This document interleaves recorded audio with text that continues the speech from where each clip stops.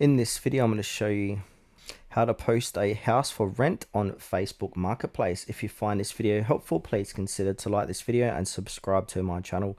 In saying that, let's just jump straight into the video.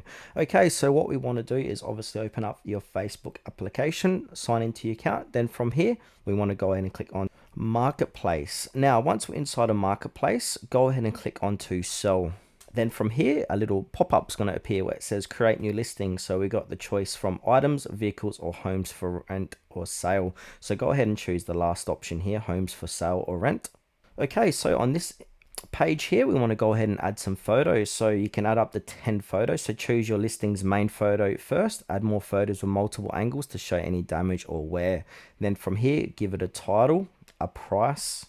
So say if you want to do $600 a week for rent, so put $600, category rentals, choose the location here, give it a description and give it tags.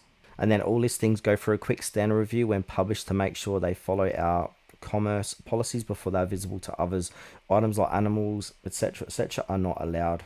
So I suggest adding up to 10 photos to get maximum exposure for your house for rent. So I'm just going to use one for this demonstration.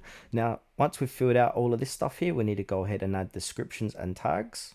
All right, so once we've filled out all this, go ahead and click on to next. And now choose where you want to go ahead and list this. So if you want to list it publicly, which I suggest, so you choose a marketplace, make sure that is checked.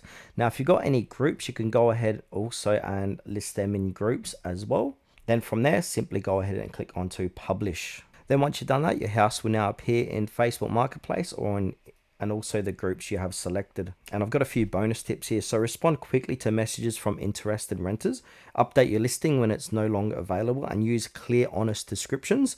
Facebook sometimes hides listing with misleading information.